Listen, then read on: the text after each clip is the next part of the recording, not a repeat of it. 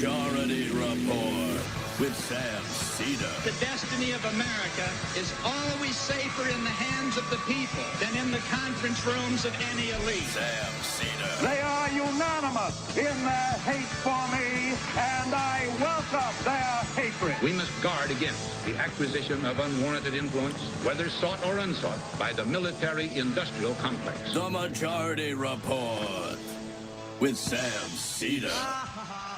If I get the feeling you've been cheated.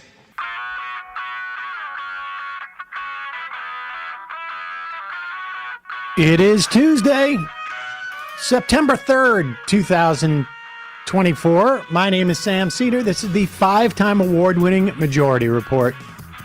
We are broadcasting live steps from the industrially ravaged Gowanus Canal in the heartland of America, downtown Brooklyn, USA. On the program today, 63 days till the national elections as campaigns focus on the 7 swing states. Meanwhile, Russia kills 41 in a strike on Ukraine. One of Israel's biggest labor unions attempts a general strike yesterday as protests mount in Israel for a hostage deal. Meanwhile, Israel continues its assault on the West Bank. And in Gaza, a supposed pause as polio vaccinations, or I should say 4 polio vaccinations to be rolled out. This as the UK suspends some arms exports to Israel over international law violations. In this country, 10,000 Unite Here workers in 9 cities on strike over working conditions at hotels. And last week, a huge Third Circuit case may dramatically change social media as we know it, as well as Section 230. Jamie Raskin wants the Government Oversight Committee to seek Army records of the Trump campaign's bullying and physically assaulting people in Arlington National Cemetery. RFK has a can't get off ballots in swing states problem. U.S. drafting sanctions on Venezuela as it seizes Maduro's airplane.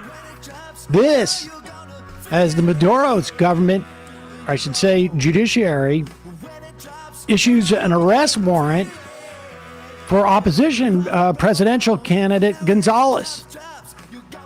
All this and more on today's Majority Report. Welcome, ladies and gentlemen. It is Newsday Tuesday, and welcome back. Thank you. It's a pleasure to be back. I knew that there was something that had changed since I'd been here last, and so it took me a while. It was September. It wasn't the year.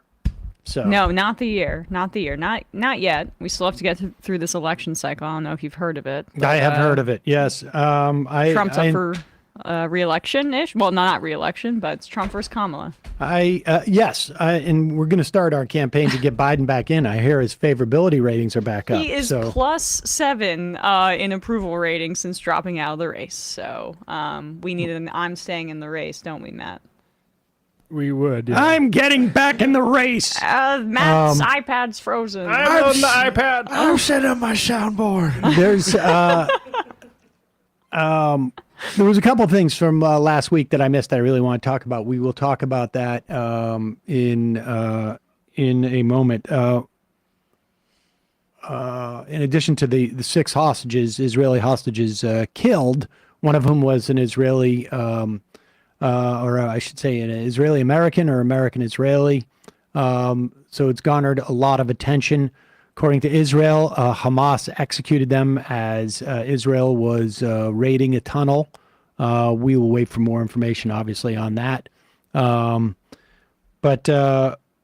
then we had massive protests in Israel. We will talk about that as well, and the idea that Netanyahu is apologizing for what is clearly both I think Drop Site News, among others, have been reporting that it's quite clear that Netanyahu scuttled the deal for that Israeli American, among others, in July. And there is pressure mounting on Netanyahu in Israel, but, you should be clear as to what the nature of the pressure is. This has there's an onslaught in the West Bank, reports of Israeli soldiers using a 10-year-old girl as a human shield in the West Bank. Should be clear. No reporting as to whether that 10-year-old girl was deeply involved in Hamas or whatever justification it would be. And Netanyahu just gave an address where he showed a map of Israel that still had Gaza sectioned off, but Israel included the entire West Bank in the map that he gave a presentation. We'll talk about this because we have footage of now. It seems that many of the Israeli ministers are referring not to the West Bank as the West Bank, but as Judea and Samaria. This as Donald Trump's former president, Donald Trump's former ambassador to Israel, likely a next ambassador to Israel if he becomes president, has in his book outlines for how to go about annexing the West Bank and the U.S. funding for that annexation, which is also, tied into that promise that Donald Trump made to Miriam Adelson. We'll get to all that. And I want to talk about this big court case from the Third Circuit. But first, let's turn our attention to J.D. Vance.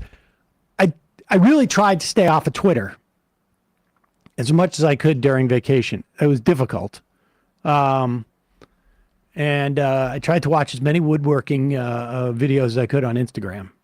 But then occasionally someone would come in my feed and it was like a finance bro guy. And he would say something that I would take issue with. It was either about Social Security or it was about inflation. And then I had to that's how they get random Instagram comments. Like I never do that, but I just had to. Anyways, this is the one thing that I happened to see on Twitter that really struck me. J.D. Vance, it's one thing to he mentioned it here or there, but this guy has clearly, and Jonathan Larson, who writes the effing news in the mornings, former Air America guy, former MSNBC guy, has done some reporting and digging on J.D. Vance's attacking of Protestantism and talking about Mormonism and his, strain of Catholicism as being much more clear-minded about things like, family or sexuality, exactly what it was. But here is J.D. Vance. And this is just, this is a warped worldview that is based in a deeply religious fundamentalist mindset. And as opportunistic as J.D. Vance is, this sounds like a guy who's really spent a lot of time thinking about this. This is not, this is completely consistent with Peter Thiel's ideology. There is no doubt in my mind that many aspects of J.D. Vance's worldview have been shaped after, the 10 or 12 years that he's been under the tutelage of Peter Thiel. And Peter Thiel, remember, believes that women's suffrage is a problem because it makes things more democratic, and more democracy leads to socialism. I don't know if it's a direct quote, but it's pretty close. And here's Peter Thiel sort of backfilling some of the ideas about women and their capacity to have a say over their lives within the economic world, within society at large. And here's J.D. Vance. He's really thought about this stuff. And I wouldn't say that I have fully developed views on this, but to me, what it is sort of a value system to replace. Go back. Can we go back just a little bit more? You started from the very beginning there. Yeah, go ahead. and I wouldn't say that I have fully developed views on this, but to me, what it is sort of a value system to replace the fact that they're all fundamentally atheist or agnostic. They have no real value system. Their only value system is achieve. Pause it for 1 second. Now, this is in response to the questioning about professional women, and it came out of like a conversation he had about going to Yale Law School and how some people there are encouraged to go and work, become, McKinsey consultants, or become, oddly enough, VC people, and that they're told that's what their value is. Now, look, if you're going to Yale Law School, a lot of those people already are headed in that direction. Although I will also say that Yale also sends people into public service. He doesn't talk about public service at all here. This is not a... He and I have to definitely debate. That's what I love.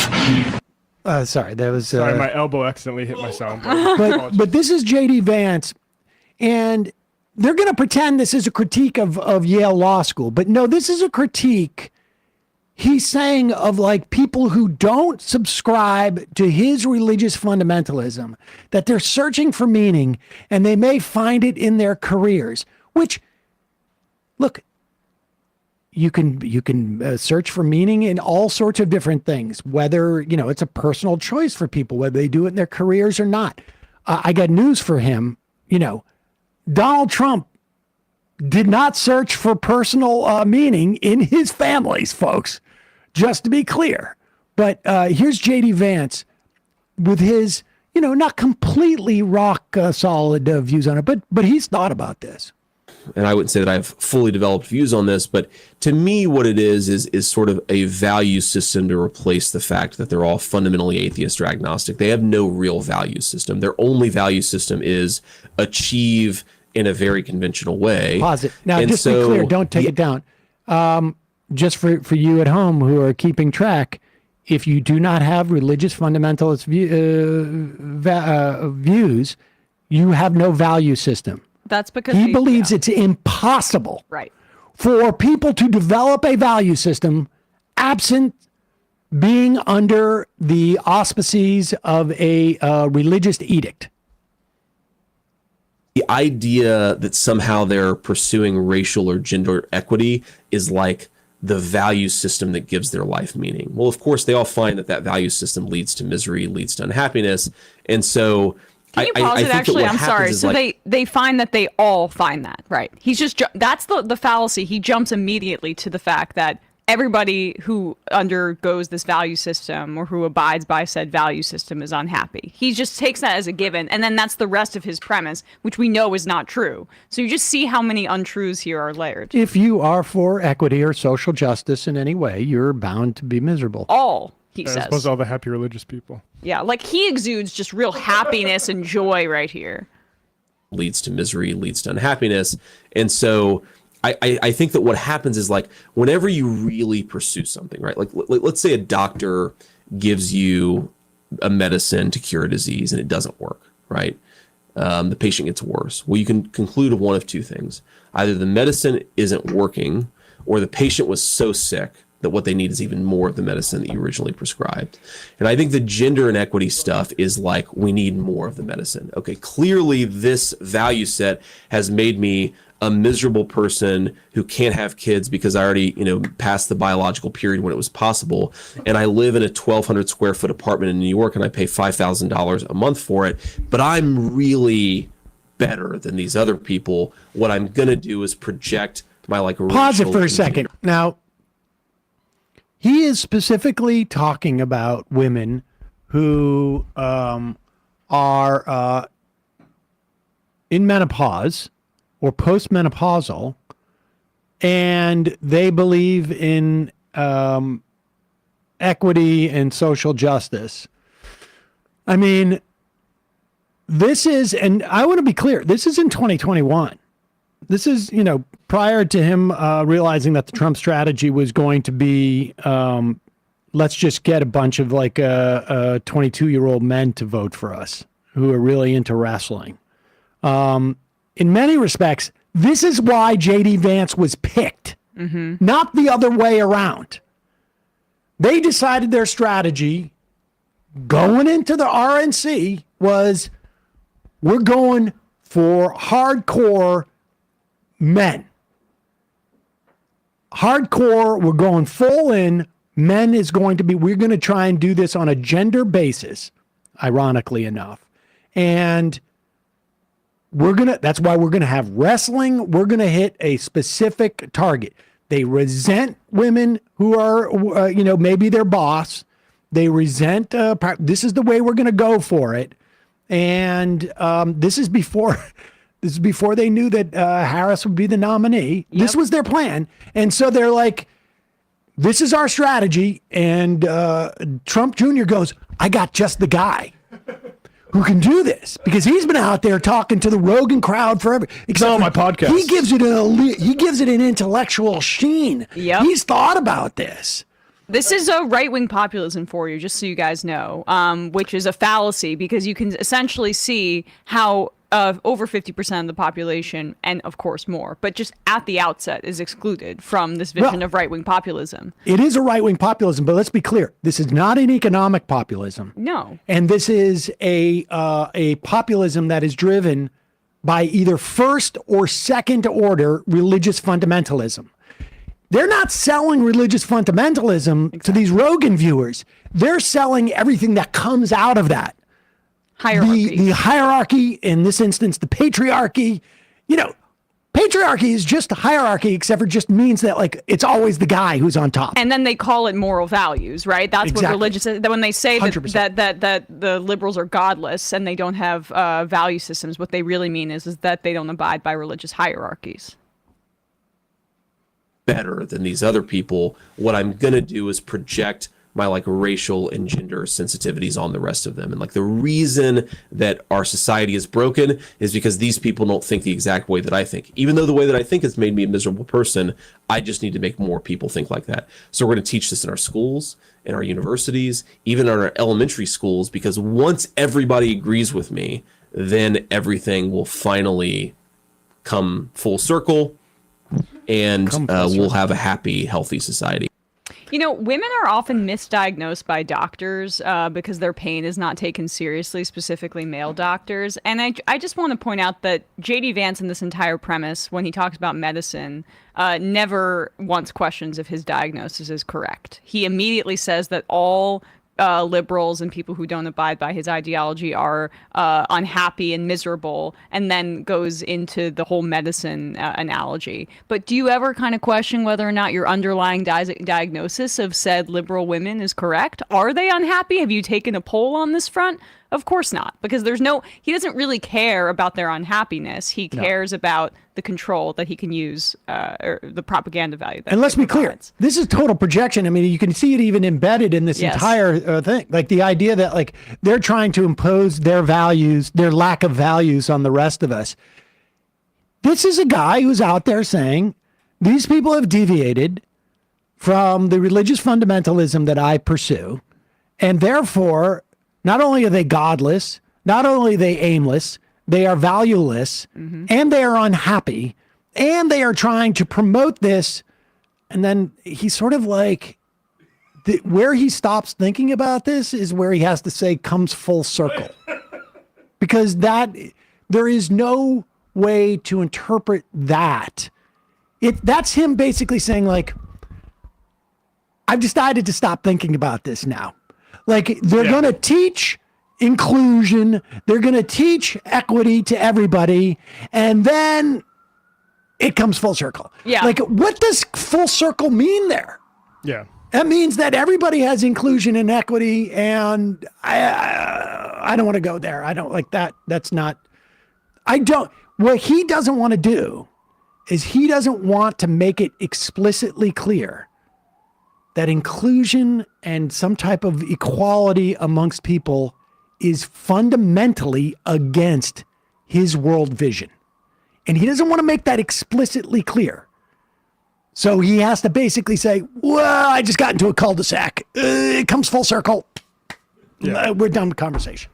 And you mentioned the economic versus cultural thing. In his introduction to the Project 2025 thing, Mr. Vance argued that economic struggles were inextricable from what he saw as cultural decay, suggesting that fixing the state of American life required not just proposals about trade, blah, blah, blah. He said, quote, "Culture, in other words, must serve as the beginning of the conversation, not the end of one. And proper conversation about culture will never be used as a weapon, blah, blah, blah." But yeah, so we're not going to talk about, we'll recognize that people are hurting in the Rust Belt, but we have to talk about our values first. This is the game that this whole crew of Peter Thielites will play. They will pretend like we're not going to engage in identity politics. We're not going to engage in the culture war. We're not going to engage in any of that. But that's all they're doing. I mean, that's, I don't really pay much attention to Glenn Greenwald anymore, to be honest with you, because people just don't seem to, broadly speaking. But this was the game that he was playing in those early days. I'm not going to engage in the culture war. But the fact is, yes, you are engaging in the culture war. You're undoubtedly doing. I think he now is a little more explicit, in the way that he's doing. But this is the game that they're playing. I'm not going to talk about identity politics. This woke stuff. Again, everybody engages in this if you're a member of society. It's just a question of what is considered normal and what is considered abnormal. The idea of cancel culture existing. Cancel culture has always existed. We've made this clear time and time again. It's just that the difference is, look, Phil Donahue just died. Or I guess it was a couple of weeks ago. But Phil Donahue was the only person who could get on television and be even skeptical towards the Iraq war. And that was because he had a 30-year hit under his belt. And then he was canceled. But nobody was decrying cancel culture at that time. And let's be clear, this is just some white dude. He's right down the pike.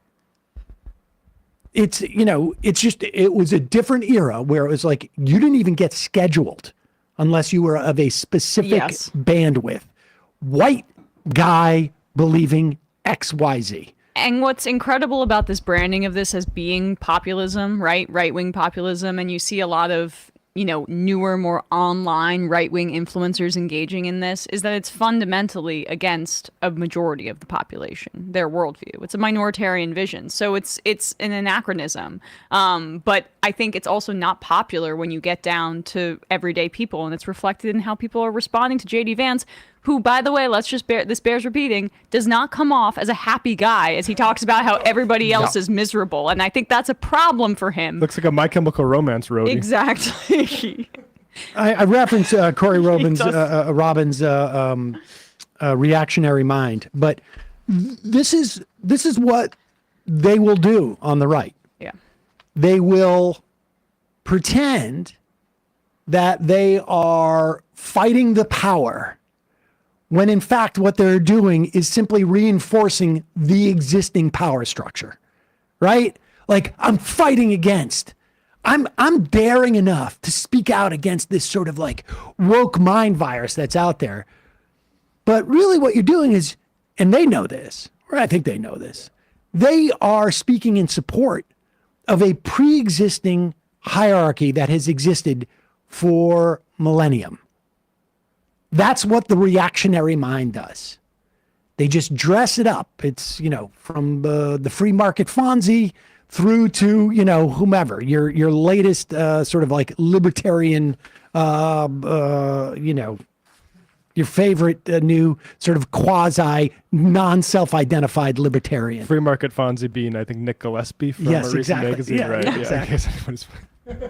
You don't hear from him as much. A couple words from our sponsors. Using the internet without ExpressVPN is like taking a call on a train or a bus speaker for everyone to hear.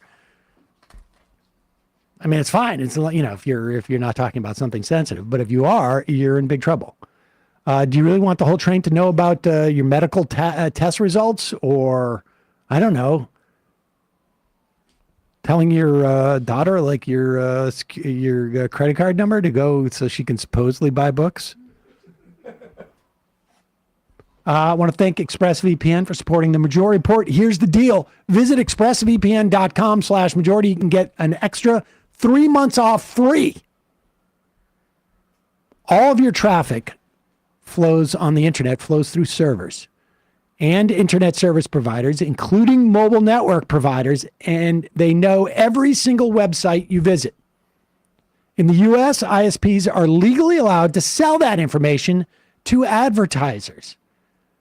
Well, ExpressVPN reroutes 100% of your traffic through secure encrypted servers so third parties can't see your browsing history.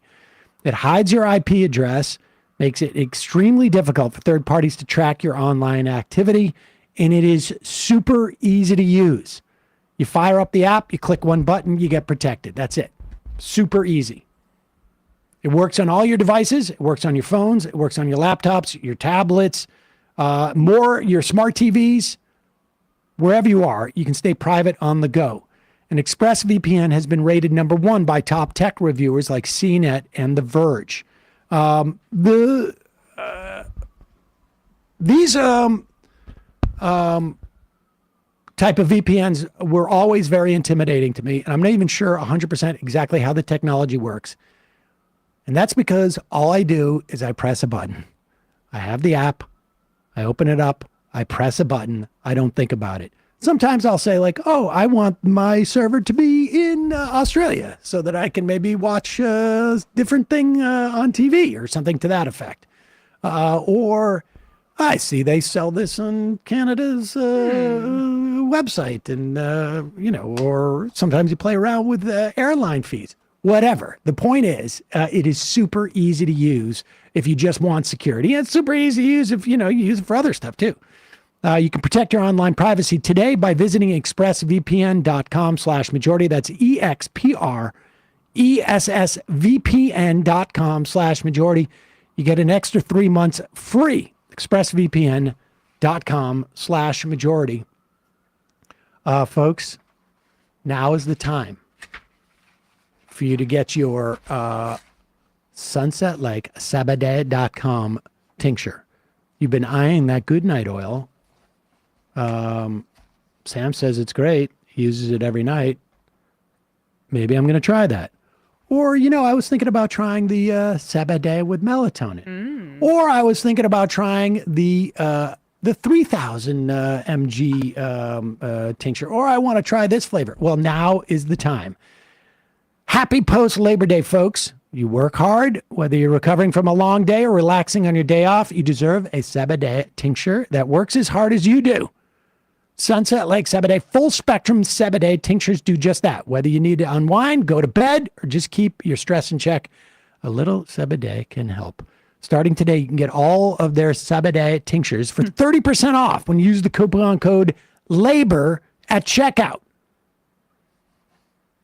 Visit sunsetlakesabbaday.com before September 9th. So you got a week. Use the code LABOR, LABOR, to save 30% on their Sabbaday tinctures and participating bundles. See their website for terms and conditions. Folks, honestly, great time to try this stuff out. Couple of drops under the tongue before I go to bed, and I sleep like a baby. I was in early today. Very nice. Getting to bed early. Thanks, Sunset Lake. Yes. And of course, use the Left is Best coupon code. You get a discount on all the other 20% off of all the other stuff. Great company, great product. SunsetLakeSabbaday.com. Check it out. All right. Let's just talk a little bit about where we are with the election. Yeah. 63 days out. They're going to bring Joe Biden back. Oh, I think we were pretty clear about that. We need him back. We need him back. Back up. 47% approval. I'm staying in the race. There you go. Hell yeah. So that's the highest it's been since the Afghanistan withdrawal, probably. His approval rating. Yep. Yeah. It's because people didn't want him for a second term. That's the other part about this. Yeah, It's like exactly. at the end of the day, he can hang his hat on the fact that people were relatively okay maybe once with his job approval once his re-election bid went away because people didn't like the idea of an 81-year-old man grasping for another 4 years of power. They wanted him to beat Trump and get out of the way. Exactly. So there's a couple, two things of note from the past week. Reuters has a poll that shows that Harris has neutralized Donald Trump's edge on the economy among Hispanic voters.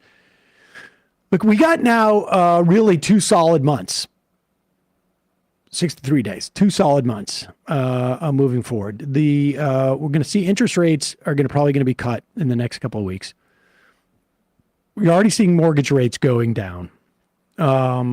Gas is about 50 cents cheaper than it was a year ago in terms of Labor Day.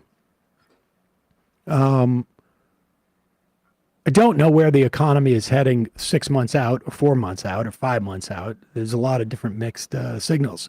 But at least at the moment, I think that there's 2 things that are happening.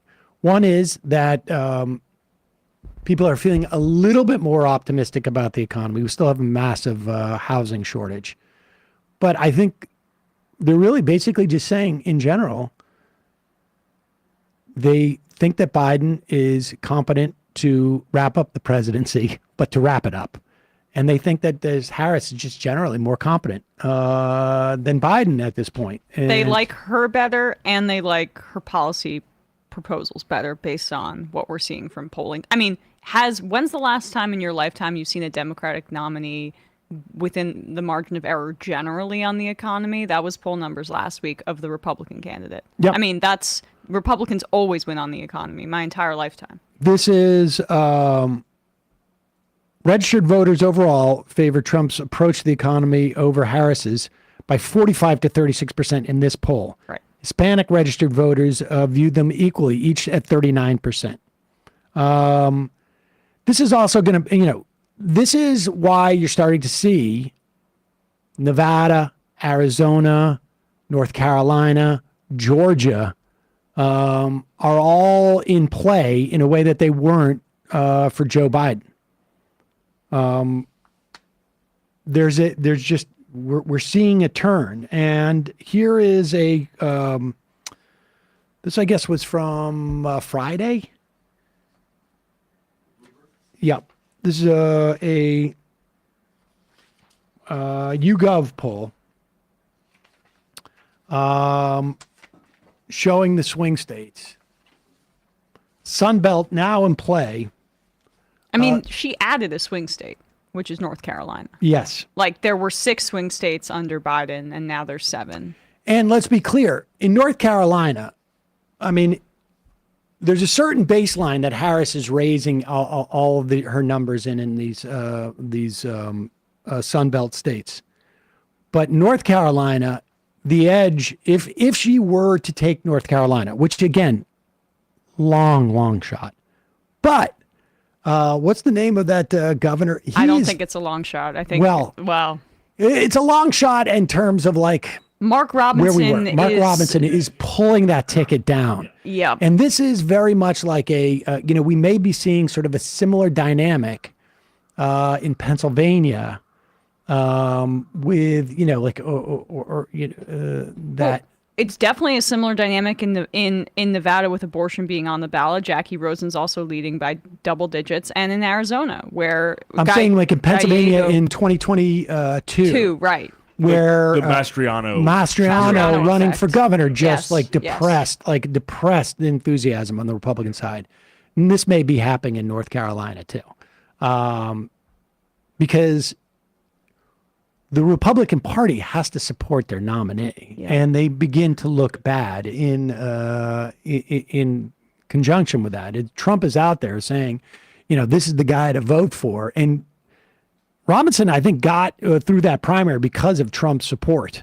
And so it begins to reflect poorly on him. He has like 1 million anti-Semitic QAnon Facebook posts, Mark Robinson, just if people want to do a quick Google search on this. And apparently in the Republican Party, the maximum is just 100,000. Right. He exceeded the total. Exactly.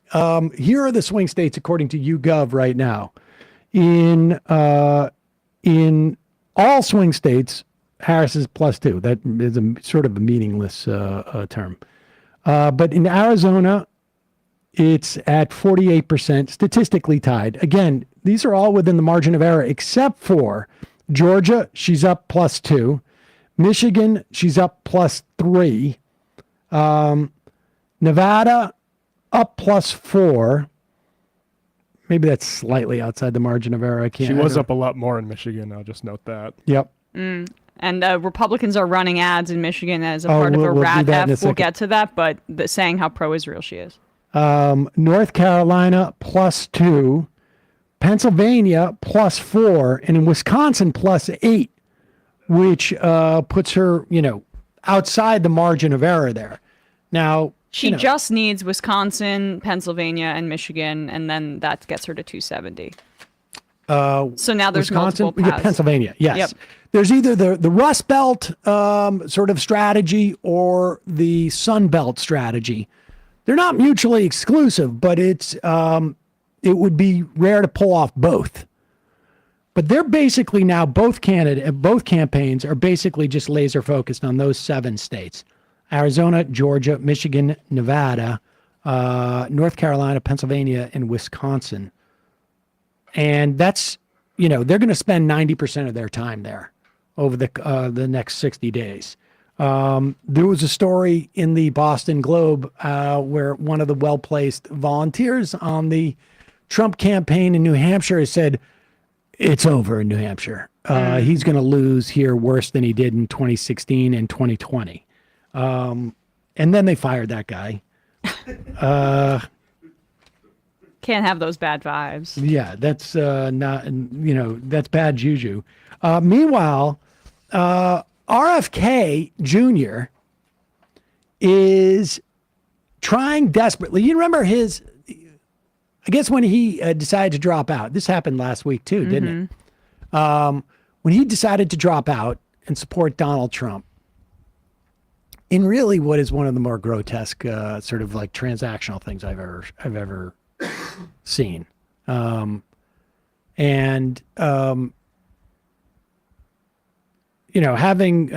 been friendly with Bobby and friends with Bobby to some extent. I mean, I'm not, we didn't hang out together, but we did a radio show together from a distance. This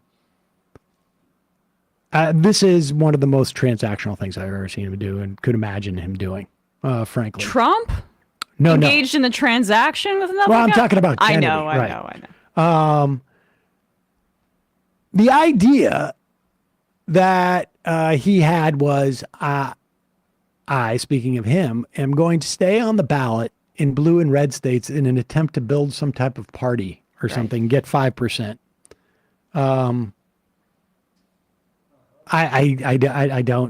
Maybe it sounds to me like a way of like basically saying to his vice presidential candidate who he took all this cash from, like, we're going to do this and your money will not have been spent in vain. She wants to run them to field a candidate for governor in California, she's been saying. Yeah, we'll still be able to grift those people. Exactly. And but he is stuck on the ballot in, I think it's 3 states now.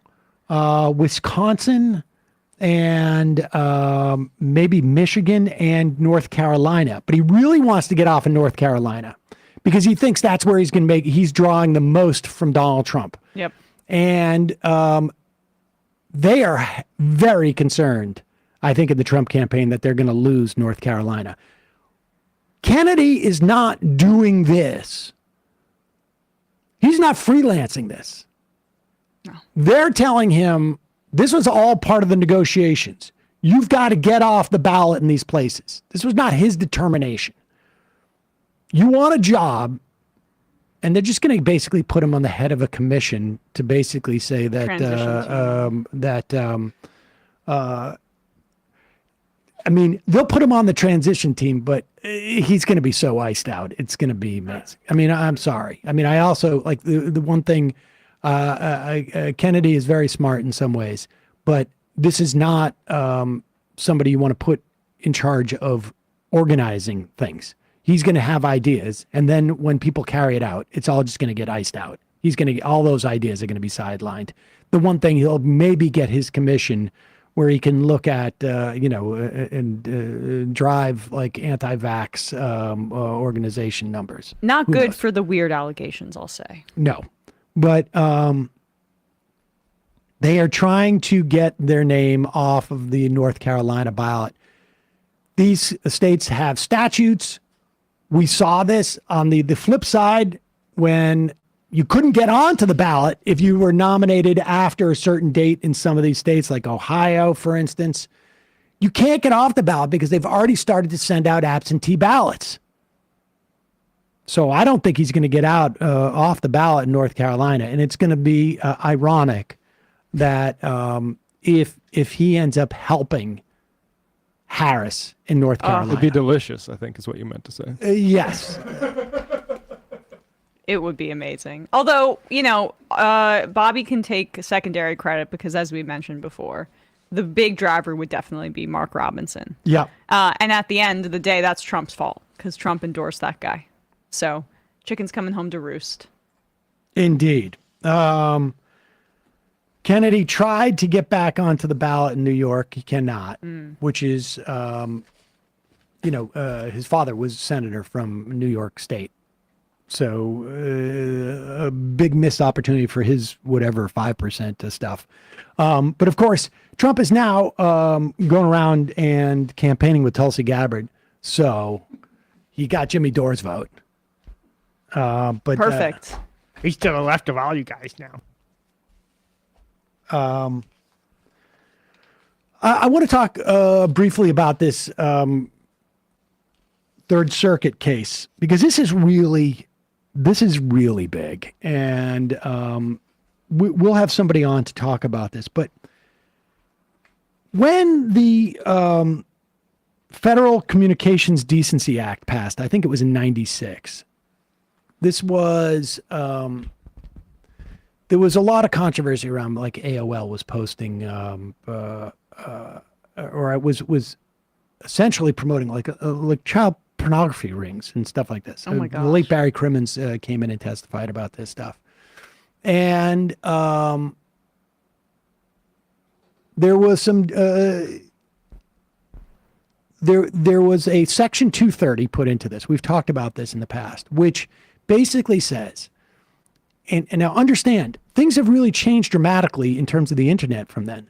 One was like a posting board, right? It was basically like a bulletin board, or just a comment section. Forum. Or a forum. And the idea was that you can't hold the forum responsible for what commenters write. Commenters have to be responsible for that.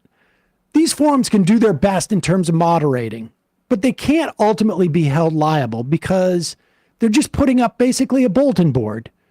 And you want to maintain the sort of like democratic and open quality of the internet.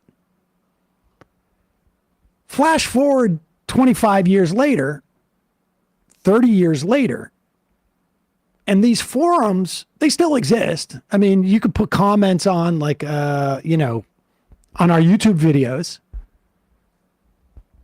And we have moderators there, but we don't have any liability. We just do it because we want to create a, somewhat, non-hostile space. But it's not our platform. It's YouTube's platform. The thing that has changed is that when people post stuff on YouTube or post stuff on TikTok or post stuff on Instagram, these platforms will serve it up to other people. And it's not completely random. Comments are random, right? I mean, somebody puts a comment in at 12:48 p.m. If you're looking at it at 12:48 p.m., you'll see it. If not, it goes by. You can scroll back up, I guess, but that's it. But on TikTok, on Instagram, on YouTube, they have algorithms that will suppress some content and push others. It's not terribly transparent what these algorithms are. mean, we use YouTube for a living. We still don't know exactly. Like we try and guess what the algorithm is, but we don't really know because they won't tell us. It's proprietary. And there was a case, a Supreme Court case, I think it was over the summer, called NetSuite, I think it was. Hold on, give me 1 second. It was NetChoice. It was Moody versus NetChoice. And this case was when I think Texas and Florida were trying to say that these social media sites could not in any way suppress so-called conservative voices. And by that, they mean COVID denial and racism. And so it goes to the Supreme Court. And the Supreme Court says that a platform's algorithm reflects editorial judgments about compiling the third-party speech it wants in the way it wants, is the platform's own expressive product, and therefore is protected by the First Amendment. And so Facebook and, well, NetChoice is like the trade association for all these internet companies. So when Facebook or Instagram or TikTok or YouTube have an algorithm that takes third-party content, user content, and the algorithm will, or Twitter for that matter, emphasize what you see. This post by Emma, because she has a blue check, will travel further, or something like that. Or this post from, Sam's YouTube channel will travel further than it would if, Bradley had a YouTube channel, whatever it is, even beyond what the subscribers are. In practice, that what it really looks like is inflammatory content. Yeah, I mean, what they use is generally inflammatory content or vice versa. Stuff that they know is going to help them sell ads. That becomes their First Amendment expressive product. However, if it becomes an expressive product and is protected by the First Amendment, there are implications for that. And that's what happened in this case in the Third Circuit. Third Circuit is Delaware, New Jersey, and Pennsylvania. And it's a TikTok case. And it's the story of a young girl who's 10 years old and was viewing TikTok. And there were people who on TikTok who were doing a blackout challenge. Oh. Which is, remember all the challenges, like when people put buckets of ice. This one was how you pass out. Oh. And TikTok, through its algorithm, recommended and posted and basically elevated posts by people who were promoting this blackout challenge. And this 10-year-old girl, Neela Anderson, on her For You page, saw this blackout challenge stuff and attempted what she saw in a blackout challenge. And she accidentally hung herself, or died hanging herself. And so Anderson's family sued under Pennsylvania state law for, product liability, negligence. You didn't do your due diligence here. You're serving up content, encouraging people to do something that could harm them. The first court dismissed the claim because TikTok is simply a platform hosting the speech of others, protected under Section 230 of the Communications Decency Act. The bulletin board standard, right? The bulletin board standard. But not acknowledging that the algorithm prioritizes or puts different things in the posts on the bulletin board over the other, puts it on bigger font. Well, that idea of algorithm, right? The exercise of an algorithm constitutes protected free expression. I don't think was in existence. It acknowledges that it's an expression. No. This case did not. The lower court did not. Right. The expression came from the Supreme Court over the summer. Yeah. In between these two cases. Okay. So the lower court said that, but then the Supreme Court says this is expressive. This is protected speech under the First Amendment because it's expressive content. The algorithm creates a essentially new form of protected speech. And so this court, the Third Circuit, basically said, well, I mean, if this is protected speech,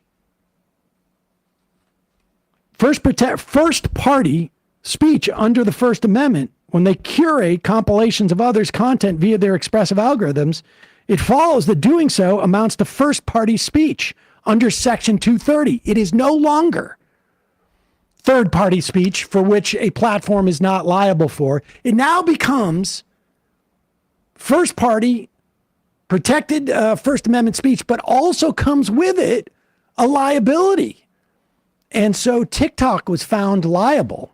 In the Third Circuit. In the Third Circuit. So they built off what the Supreme Court did by acknowledging that these algorithmic choices are speech, and then assigned a higher standard to it, essentially, of first-party speech, making it... Not assigned it. That standard exists. The other one was a... but connected the dots. Yes, of course. And so you have a situation now where that concept in net choice, the Supreme Court case, where these platforms were engaging in first-party protected speech because it was a reflection of their algorithmic choices.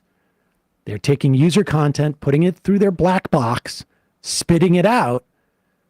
They basically became publishers instead of a platform. And using, and the way TikTok does this is not just random, right? They do it to make money. Yeah. The computer will tell us what's more engaging. We don't need anybody looking at that to verify, hey, is this something exacerbating societal pathology? To make money. Right.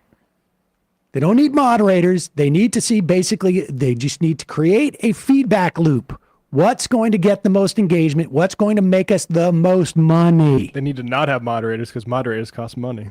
And moderators will say, hey, man, this seems like a bad idea. Somebody could get hurt here.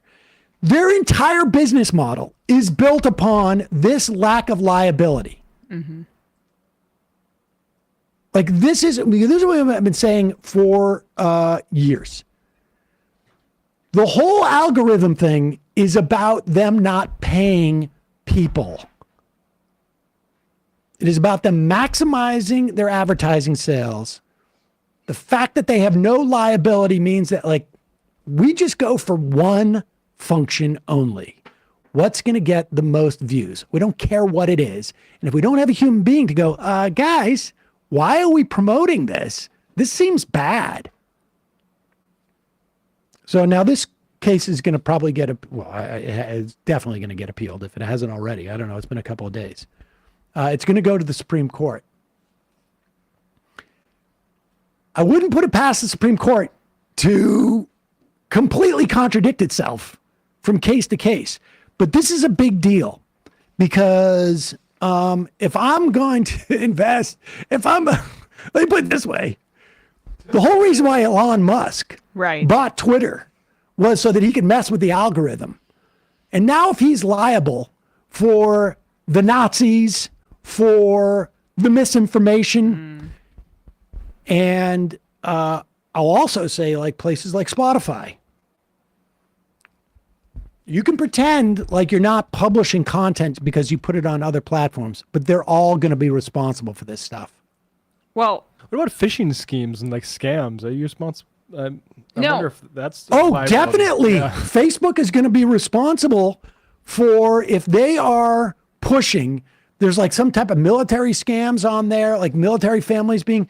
If they're pushing this stuff because it's getting the most engagement, this is going to make algorithms very, very blunt. Let's put it that way. If the Supreme Court doesn't just do a TikTok's a CCP agent carve out, I mean, put aside TikTok. This applies to Twitter. This applies it would, in to theory. YouTube. Yes, this would apply to any social media platform that takes third-party content and runs it through an algorithm. They will have liability. Now, Netflix does this, but it's pretty hard to make an argument that you're going to get liable for somebody watched the movie and got a bad idea. Yeah. But for stuff like this, for scams, for hate speech, for COVID misinformation, for medical misinformation, all of this stuff is you're going to have plaintiffs' attorneys out there. This is where it's going to come from. This is not going to be this is not like a criminal, although maybe there might, criminal code is a separate thing.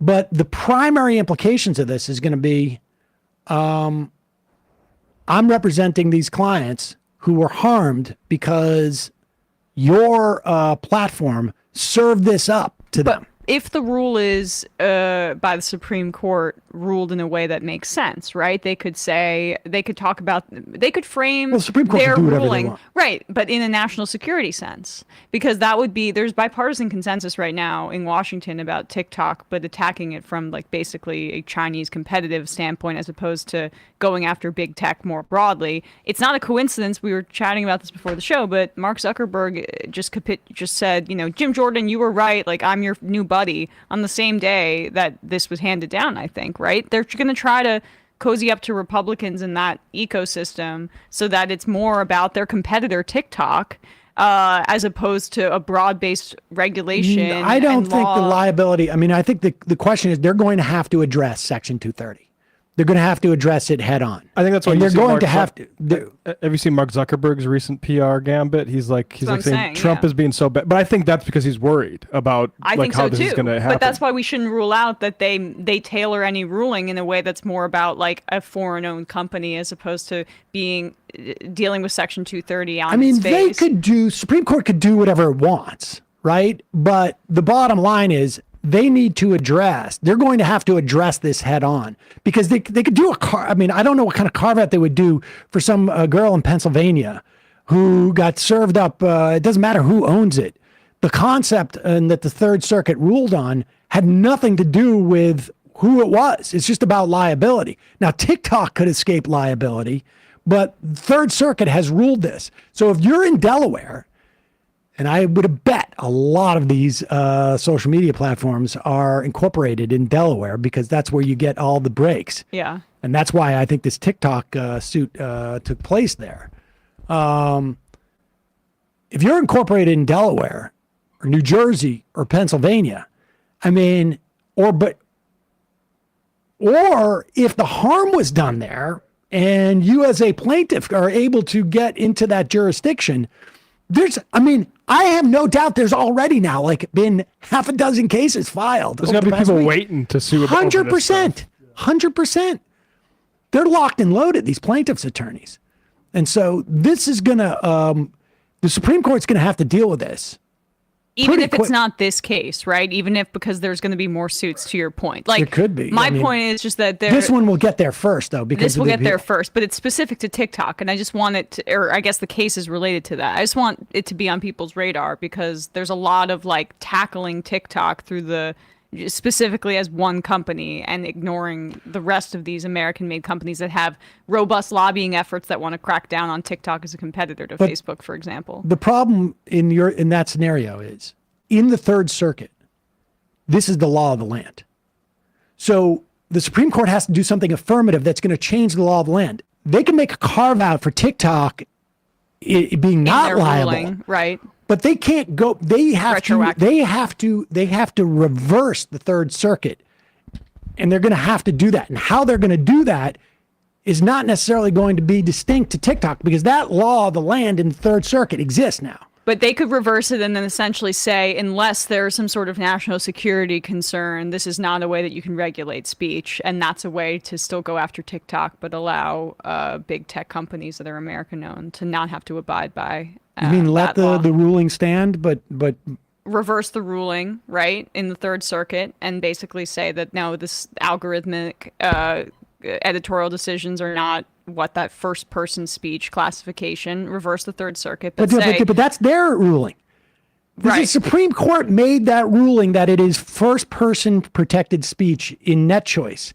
And the Third Circuit used that ruling and just basically said, well, if that's the case, then they're liable. Okay, so the Supreme Court did say first person in their ruling. That's the Supreme. I thought that was an addition. And the Third Circuit's like, we're going to see how that works out. 100%. I thought that they were adding to the stringency in the Third Circuit. Okay, that makes more sense then. But yeah, that does put them in the bind at the very least. Oh yeah, it's going to be interesting to see what happens, and they're going to have to do that case, or you're just going to see Third Circuit is just going to keep going. People are going to get very busy there. Good.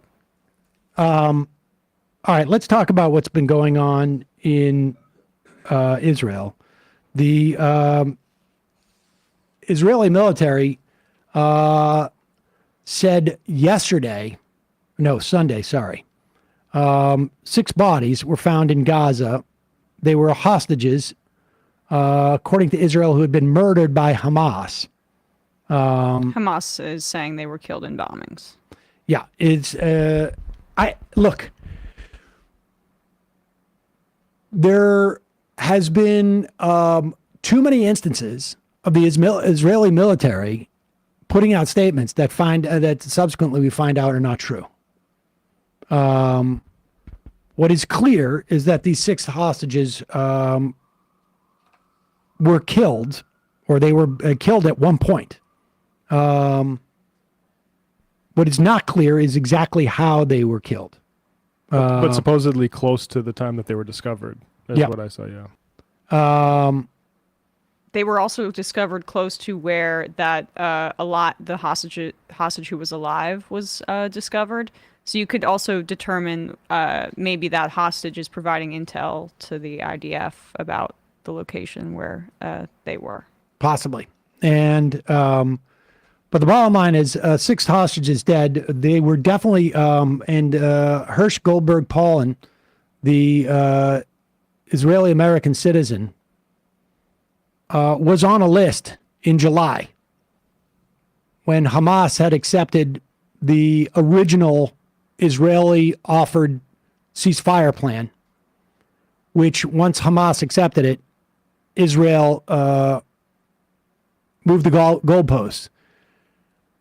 I am basing my assessment of that on Israeli press reports and claims by, Israeli military officials who also claim that Netanyahu is moving the goalposts. I mean, even Gallant, his own defense minister, has been critical of it. His latest demand is that Israel has a military presence on the Philadelphia corridor, which is the border from Egypt, of Egypt and Gaza, the Gaza open air prison, and this was reported as a non-starter for Egypt months ago. Egypt needs to be a partner in this as well, and is a top recipient of U.S. military aid for that reason, and they don't want this. So Netanyahu's specifically making demands he knows will not just not be agreed to by Hamas, but won't be agreed to by Egypt as a partner. Here is Gil Dickman. He is the cousin of Israeli hostage Carmel Gat, who was killed, one of whom was killed. The audio is a little weird in this because he's at one of the protests, but you can still make out a lot of what he says. We knew that he was going to use it for his media circus, that he's going to go with his media circus and say that he apologized to us. So we didn't want to be a part. We should make it clear. He's referring to Netanyahu. Netanyahu went on and gave a press conference apologizing for failing to get the hostages back. It's his failure and Biden's, frankly, that they took a military route when all these people should have been traded for long ago. Yep. Start from the beginning.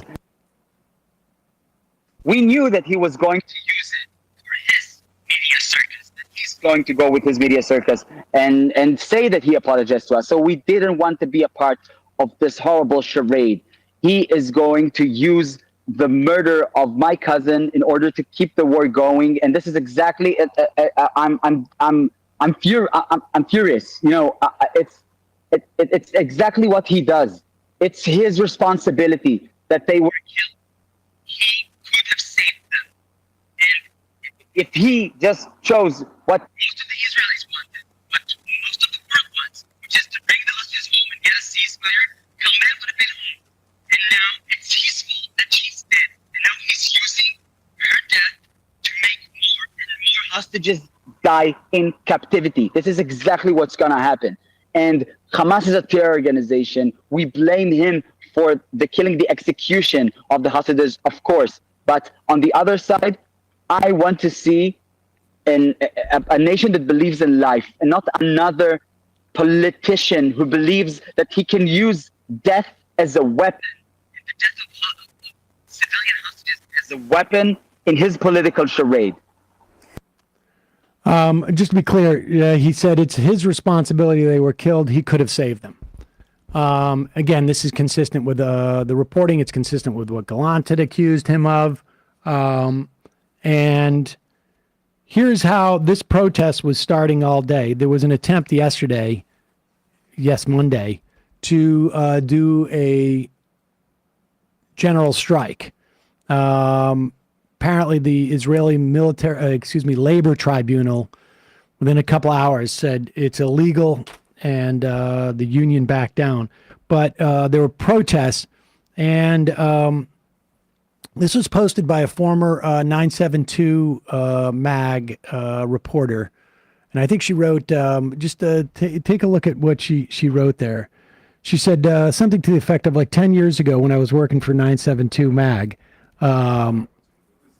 We had suggested that tactics used in the occupied territories would be deployed against Israelis soon enough. 10 years later, sure, here it is. This is, they're using something called skunk water. I'm not exactly sure what it is. It's not just hoses, but it's some type of, like,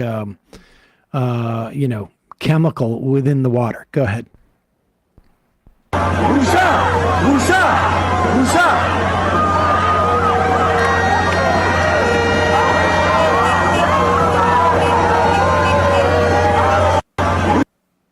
So that's, the repression of Palestinians, the fascism it's turned inward there, right?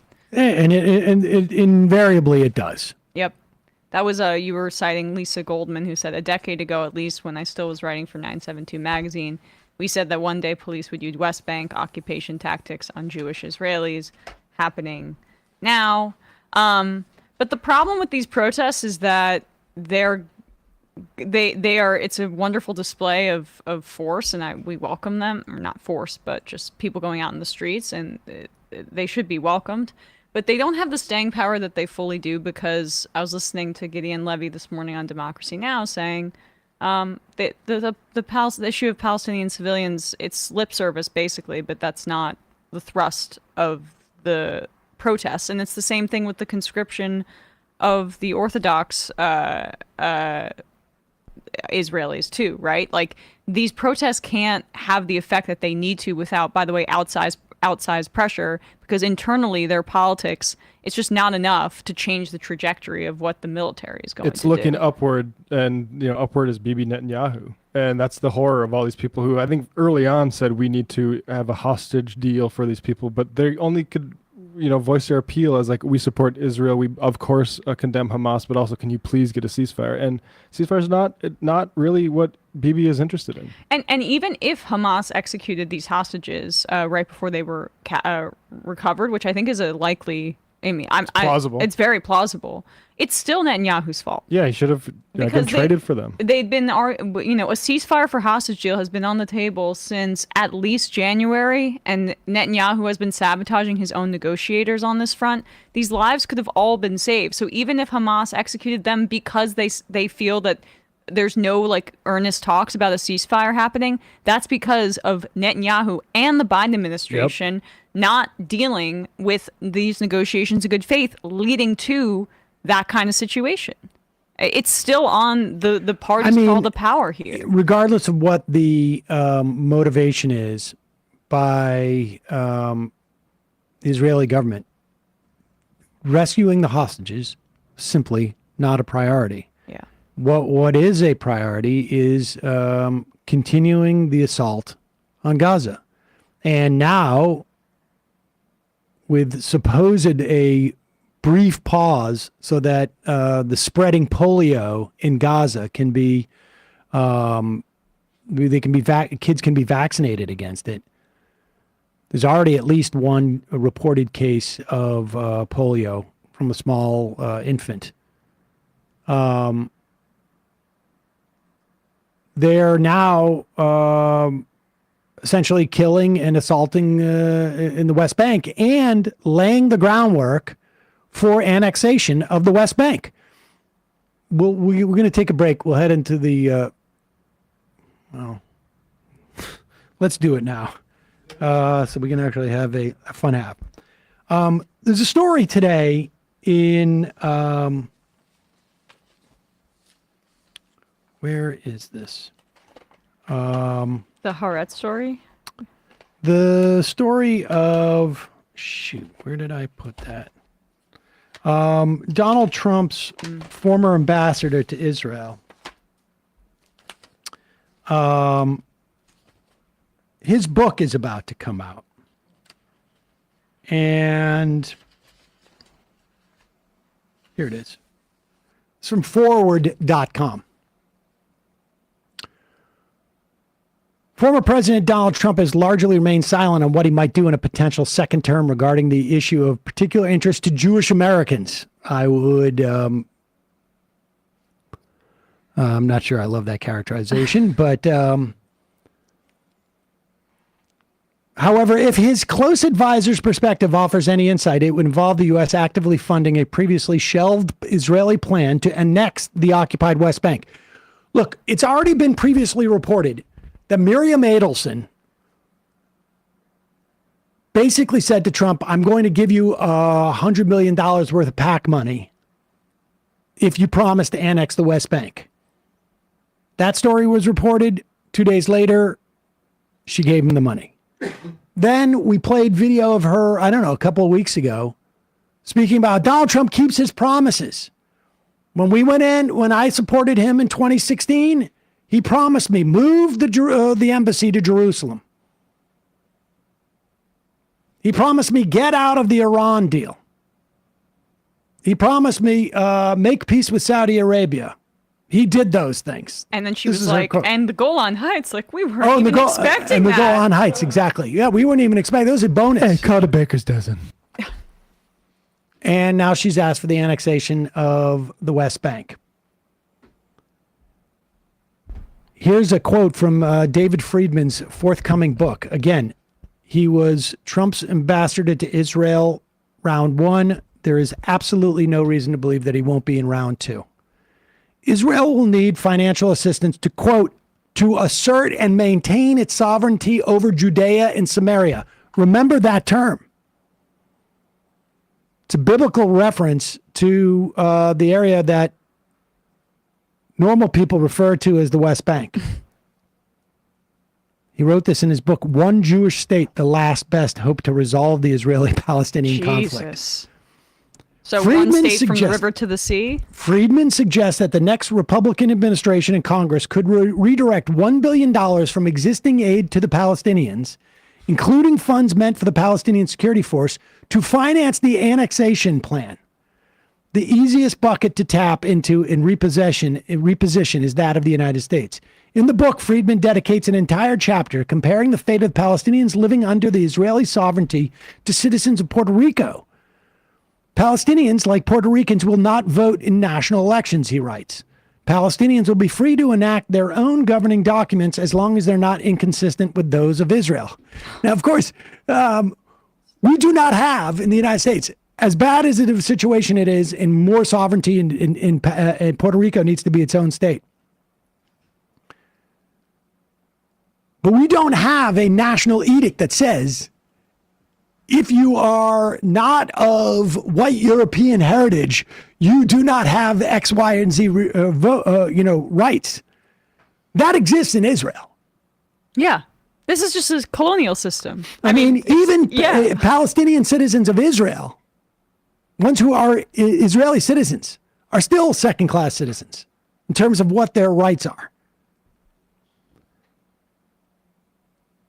Palestinians will be free to enact their own governing documents as long as they're not inconsistent with those of Israel. While Puerto Ricans are considered U.S. citizens and have the right to vote, this is in forward.com, if they move to another state, Friedman does not advocate applying that to Palestinians in the West Bank. In other words, you don't get even what the rights that Puerto Ricans get within the context of the United States. So it'll be like Puerto Rico, but sort of like a Puerto Rico minus. Puerto Rico minor, I should say. Puerto Rico. All right, now that Judea and Samaria, why is that relevant? Because what we've started to see is the Israeli government, and we have video of Netanyahu, at a press conference in Jerusalem. He's got a map of Israel. There is no West Bank. It's just all Israel. Here is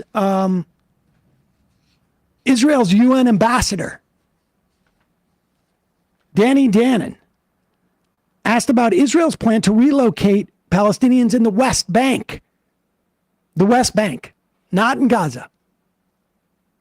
Danon says that evacuation plans are being considered because Iran is supposedly smuggling weapons into, is it the West Bank? Let's hear him respond to a question from Al Jazeera's Gabriel Elizondo. Minister Katz has posted on X that he calls for the temporary evacuation of Palestinians from the West Bank.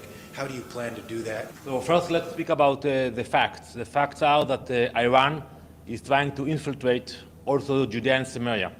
We are speaking about multiple fronts, but we have evidence of Iranian trying to smuggle weapons into Judea and Samaria, and we have seen rise in terror attacks in Israel.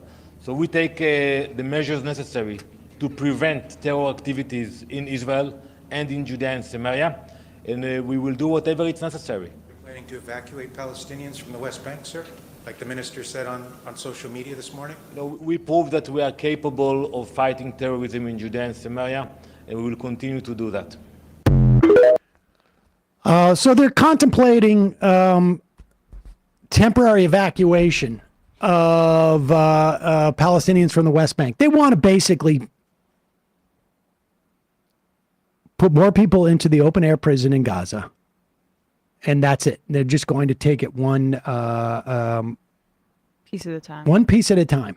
They're going to take the West Bank, which they don't even refer to as the West Bank anymore. Now it's Judea and Samaria. Yeah. And Netanyahu erasing the West Bank from a map where he's giving a presentation is explicitly a show of faith to the people who he's in power with. Again, the circumstances on October 6th are the same that they are to this day. You can see here, there's no West Bank there. That's just all Israel. They still have the Gaza envelope included, but, when they're packed into that very small square mile piece, and they're shooting fish in the barrel as we see, eventually the resettlement of Gaza plan, that's what they want. But the circumstances are the exact same. He is in a majority government with Smotrich and Ben-Gvir. That was the exact same thing before the attacks of October 7th, and it's the exact same thing now. And those are the guys that love the references to the West Bank as Judea and Samaria, and have aims beyond even the West Bank, going into Jordan and taking more territory there as well. So this is like when we hear about we need to work towards a two-state solution. It's just ridiculous. I mean, their supposed partner for peace in a two-state solution is erasing the territory that would be the bulk of the state, which already has settlers in there, where 3 million Palestinians live. Here is people might not remember David Friedman. He was a regular Dave Rubin guest, including this is about a month or so after October 7th here, and he's using that language even then regarding Judea and Samaria. Hamas, 40,000 terrorists, and then 2 million peace-loving people that once the yoke of Hamas is taken off, you have this great opportunity for peace. It's not true. Now, maybe it'll be true in a generation or two, but the end looks like a long period where Israel will be in control of the Gaza Strip. It's going to retain control of Judea and Samaria, likely with more episodes of violence there. And they're just going to have to hunker down and kind of, try to divide the Palestinians into two groups. This is what I would do if I were them. This is my vision of the future. You get a bunch of money from their friends, their new friends in the Gulf. And you say, guys, all you Palestinians, look, you want to kill us or you want to work with us? Okay, let's forget about all the statecraft for a minute. You want to kill us? You want to work with us? You want to kill us? We're going to kill you first. Okay, we're not going to live with a bunch of guys that want to kill us. You want to work with us? Okay, we will help build better infrastructure, better schools, better hospitals, better roads, and try to work with you to get you to a level where you can start to achieve kind of comparable quality of life to the Israeli Arabs, who live probably better than any other Arab people in the entire Middle East. Yeah, just the Israeli Arabs, like, you don't get the full city. You're not going to get full rights. They're not Israelis. You're not going to get full rights. But as long as you will be second-class citizens, we will work at a hotel. We'll give you we'll give you a decent job. I like when he says in a generation or two, like essentially when in a generation or two, like what we did to the indigenous people in this country, right? Where it's like, well, just let the forces do what they want to do and slaughter as many people as possible, and then the people that are left over, maybe we can be a partner for peace with them. This is just like the terrifying, again, just a good reminder of what would happen if Trump were in office. The least reported story, though, is how this guy and Trump's actions during those 4 years. Yeah. I mean, we have no context for anything that ever happens. And when you tell the Israelis, we're going to give you the Golan Heights. When you tell Israelis, we're going to move the embassy. When you tell Israelis, we'll kill the Iran deal, you're basically providing for them a green light on just about anything. All right, we're going to take a break. We're going to find out what that static is, too. Do you hear that? Yeah, did you move your mic at all? I don't think so. I don't I'm hear not sure it. what that is. It's gone now. Yeah, it's something with my mic. Yeah. We may need to replace the cord. New cable, yeah. We're going to take a break, head into the fun half. Just a reminder, it is your support that makes this show possible. You can become a member, join themajorityreport.com. When you do, you not only get the free show free of commercials, you get the fun half too. You can IM us. You can also call us in the fun half. We'll open up the phones very shortly. And don't forget, justcoffee.coop, fair trade coffee and hot chocolate. Use the coupon code majority, get 10% off. There it is, Majority Report blend. They have all sorts of other type of blends there. And check out our merch store, shop.majorityreportradio.com. We only have a couple more days left for the Vergonia shirt, I think. Vergonia. It's a little. Oh my gosh. I think I'll double check with Joey, but I think it's the 6th. So we only got a couple more days. Jeez. You know what? It'll be a real Vergonia on you if you don't get it. The Vergonia drop is, clock is ticking. Yep. That thing has actually sold. We've sold a ton of those shirts. There's going to be a lot of people going around with Vergonia shirts. Vergonia shirts. Maybe at our live show for election night, which we'll be talking about more soon. Yes, we will. That's going to be in Brooklyn, folks. Oh, and did you give an update last week on we did. Mohammed's family? I mean, when we started last week, it was in the single digits of thousands of euros, and now they're 55,734 euros of the 62,000 euro goal. And I think the goal may have been 52,000 euros to start. It may have expanded. It did exceed it. Yes. So thank you. These guys are feeding a lot of people. It is really fantastic, and it's you know, there's so much suffering, so much misery there. It is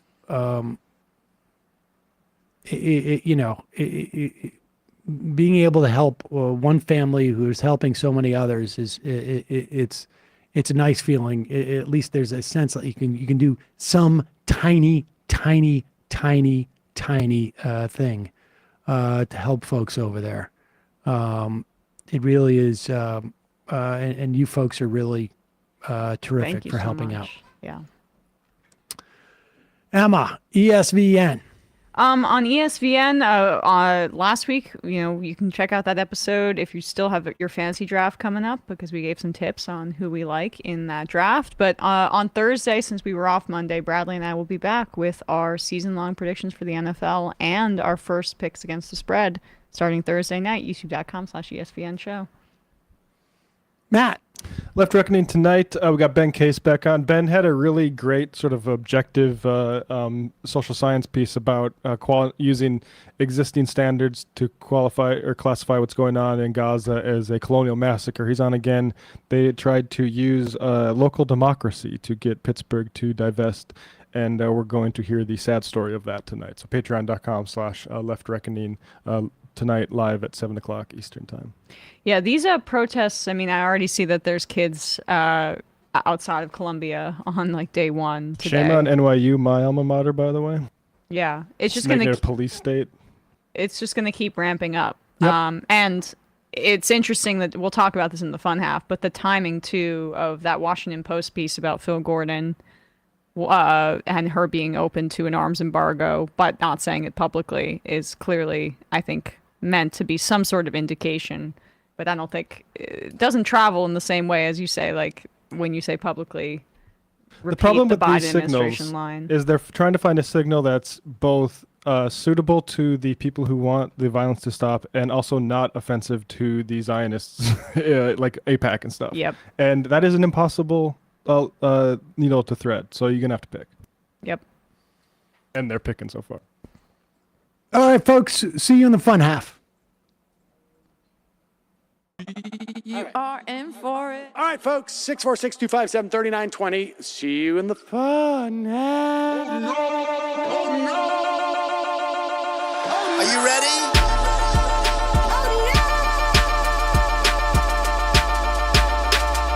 Who sent us this?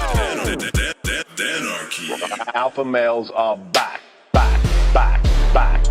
Boy is back. And the alpha males are back. Just as delicious as you could imagine. The alpha males are back. Boy is back. And the alpha males are back. Just wanna degrade the white man. Alpha males are back. I take all of it to my throat. Alpha males are back. Snowflake says what? The alpha males are back.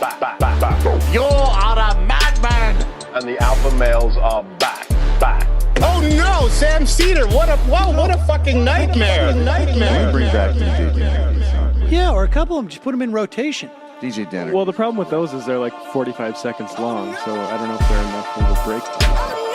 That's fucking nonsense. You see white people doing drugs that look worse than normal white people, and all white people look disgusting. And the alpha males. Psych. Fuck them. Snowflake says what?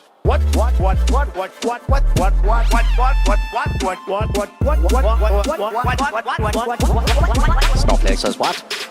A hell of a lot of bank. A hell of a lot of bank.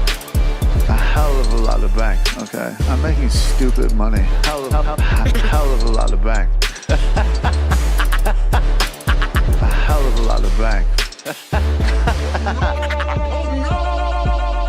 Hola. lives matter.